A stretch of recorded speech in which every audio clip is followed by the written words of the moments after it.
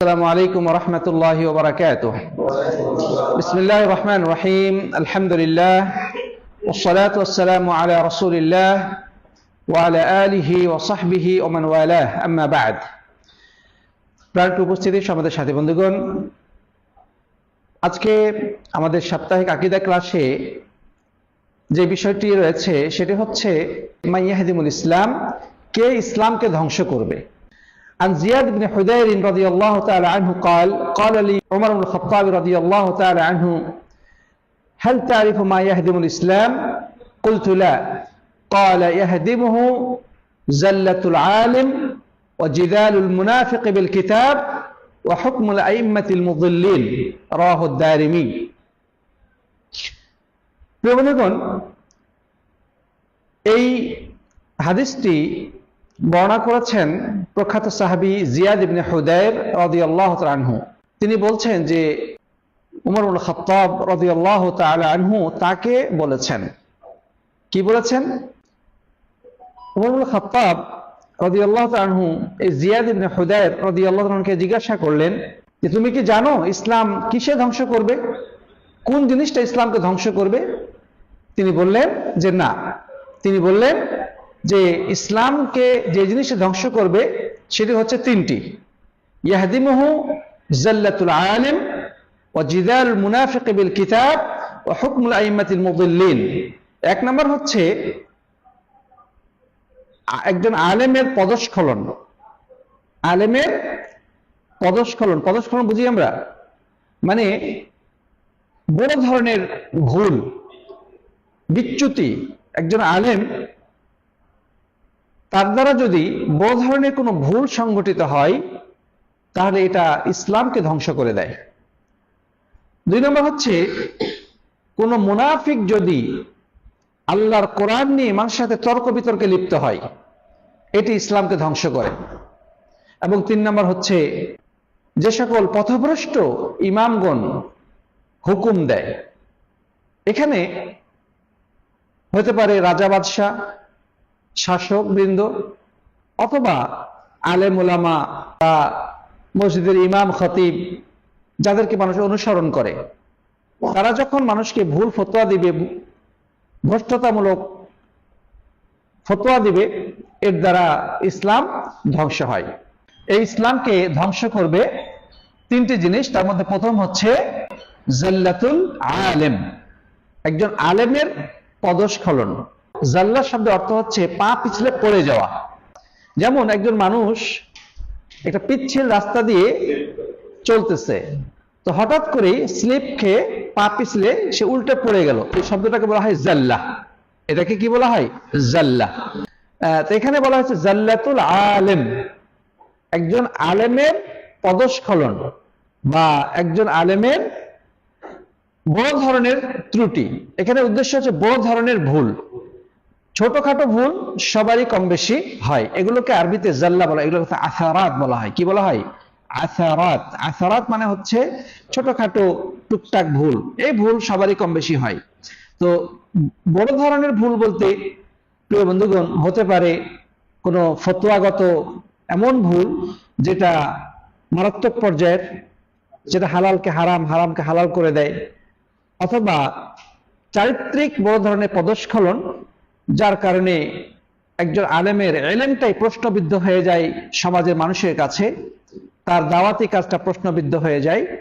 তো কোনো মুজতাহিদ যদি ভুল করেন সেটা ভিন্ন বিষয়, মুজতাহিদের মাসলাটা ভিন্ন, কিন্তু সাধারণভাবে একজন আলেমের বড় ধরনের ভুল ত্রুটি সমাজকে বিপজ্জনক পরিস্থিতির দিকে ঠেলে দেয়। এর দ্বারা দ্বীন ইসলাম ক্ষতিগ্রস্ত হয়, মুসলিমরা ক্ষতিগ্রস্ত হয়। এর মর্মে আরেকটা হাদিস রয়েছে, যে ওই হাদিসটা ছিল মাওকুফ, যেহেতু উমর ইবনে খাত্তাব রাদিয়াল্লাহু আনহুর উক্তি, সেটা রাসূল করিম সাল্লাল্লাহু আলাইহি ওয়াসাল্লামের হাদিস না। কিন্তু একটা হাদিস রয়েছে সরাসরি রাসূল করিম সাল্লাল্লাহু আলাইহি ওয়াসাল্লাম থেকে। সেই হাদিসটা দেখি, ইবনুল জাওজি রাহিমাহুল্লাহ এটি তিনি মুআয ইবনে জাবাল রাদিয়াল্লাহু আনহু থেকে বর্ণনা করেছেন। তিনি বলেছেন ইন্না আখওয়াফা মা আখাফু আলাইকুম সালাস। তিনি বলছেন যে তোমাদের ব্যাপারে সবচেয়ে তিনটি বিষয় আমি ভয় করি।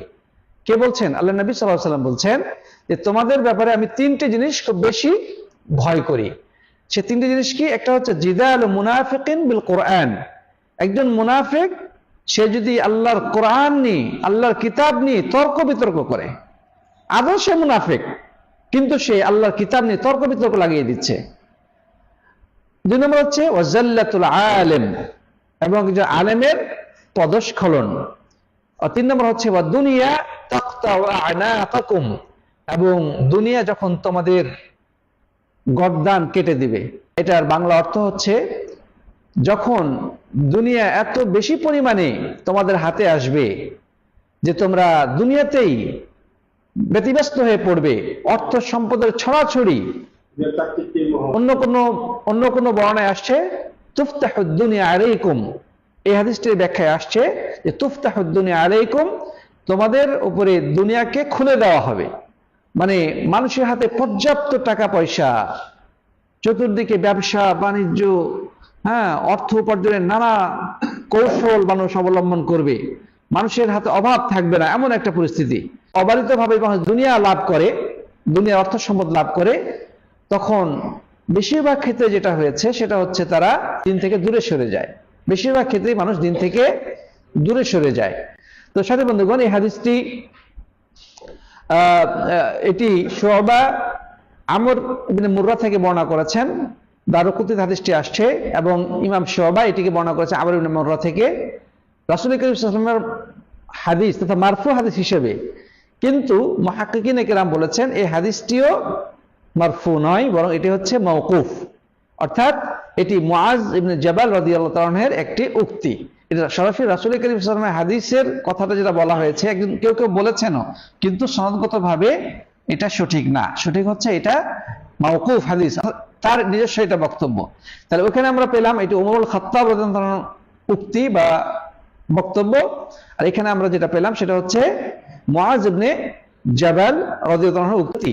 তো পার্থক্য দুইটা কথার মধ্যে খুব বেশি একটা নাই, দুইটা মিল আছে, একটা শুধু পার্থক্য। ওইখানে বলা হয়েছিল হুকমুল আইম্মাতিল মুদল্লিন, পথভ্রষ্ট ইমামদের হুকুম বা শাসন কিংবা দ্বীনি বিষয়ে তাদের কোনো বিধিবিধান দেওয়া। আর এখানে যেটা বলা হয়েছে দুনিয়া, যখন দুনিয়া উন্মুক্ত করে দেওয়া হবে মানুষের সামনে, মানুষের হাতে অবারিত অর্থ সম্পদ থাকবে। তো আগের যে হাদিসটা উমর খাত্তাব দারিমিতে যেটা বর্ণিত হয়েছে, সনদগতভাবে ইমাম আলবানী রাহিমাহুল্লাহ এটাকে কি বলেছেন? সহিহ বলেছেন। তো সাথী বন্ধুগণ, তো এবার আমরা দেখি যে একজন আলেমের পদস্খলন কত বড় বিপর্যয় ডেকে আনতে পারে, বা দ্বীন ইসলামের জন্য কত বড় ক্ষতির কারণ হয়ে দাঁড়াতে পারে। একজন আলেমের একটা ভুল ফতোয়ার কারণে একটা সমাজে নানা ধরনের ফিতনা ফাসাদ, বিবাদ বিশৃঙ্খলা তৈরি হয়ে যেতে পারে, হয় কি না? একজন আলেমের একটা ভুল মাসলার কারণে একটা দেশের মধ্যে একটা বিদআত চালু হয়ে যেতে পারে, একটা সমাজের মধ্যে একটা বিদআত চালু হয়ে যেতে পারে, একটা সুন্নতের বিলুপ্তি ঘটতে পারে। কারণ আইম্মা তাদেরকে বলা হয় যাদেরকে মানুষ অনুসরণ করে, যাদেরকে কি করে মানুষ অনুসরণ করে। তাহলে এই জায়গাতে একজন আলেমের সতর্কতা অবলম্বনের বিষয়টি খুবই গুরুত্বপূর্ণ হিসেবে দেখা দিচ্ছে। যে আলেমকে কথা বলার আগে তাকে অবশ্যই অনেক বেশি সতর্কতা অবলম্বন করতে হবে। কথা বলার আগে তাকে পড়াশোনা করতে হবে, কোরআন হাদিসের ব্যাপক স্টাডি করে তাকে সঠিক জ্ঞান অর্জন করে তারপরে কথা বলতে হবে। মন মতো কথা বললে ভুল হওয়ার সম্ভাবনা বেশি আছে। সাথী বন্ধুগণ, আবার শাসক বৃন্দ যারা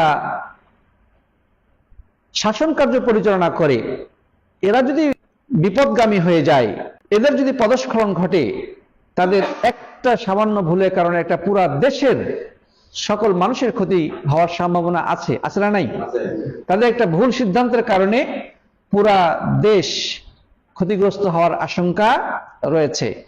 তারা এমন কিছু কার্যক্রম করে যেটা ইসলাম ধ্বংস করার জন্য যথেষ্ট, প্রিয় বন্ধুগণ।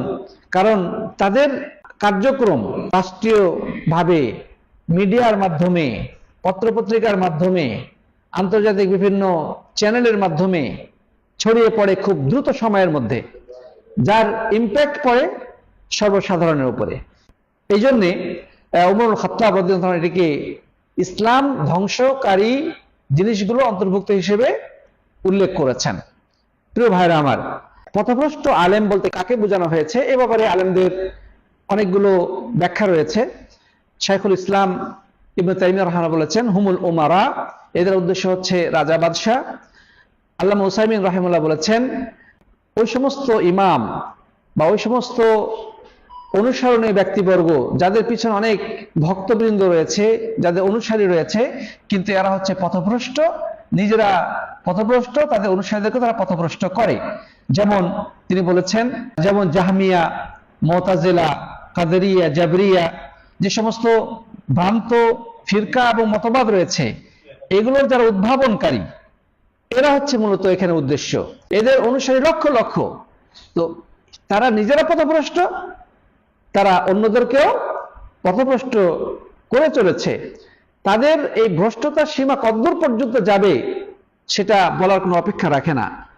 ওই মুতাজিলা যে প্রধান ব্যক্তি, অথবা জাহমিয়া বা কাদেরিয়া, অথবা ধরনের কাদিয়ানি বা বাহাই, এই মতবাদগুলো যারা প্রবক্তা, তারা হয়তোবা দুনিয়া থেকে চলে গেছে, কিন্তু তাদের লিখিত কিতাবাদি, তাদের ভুল ব্যাখ্যা বক্তব্যগুলো সমাজে কিন্তু ছড়িয়ে গেছে। তো তাদের ওই সমস্ত ভুল ফতোয়া থেকে, ওই বিভ্রান্তিমূলক বই পুস্তক থেকে শুধু শত শত নয়, হাজার হাজার নয়, লাখ লাখ মানুষ পথভ্রষ্ট হচ্ছে এবং হতেই থাকবে। এটার পরিণতি যে কি হবে এটা আল্লাহ ছাড়া কেউ বলতে পারে না। সেই মির্জা গোলাম আহমদ কাদিয়ানি মারা গেছে, কিন্তু তার অনুসারী কি কমতেছে নাকি বাড়তেছে? দিন দিন বাড়তেছে, এবং এটাই স্বাভাবিক। তো এরা ইসলাম ধ্বংস করার জন্য যথেষ্ট দায়ী।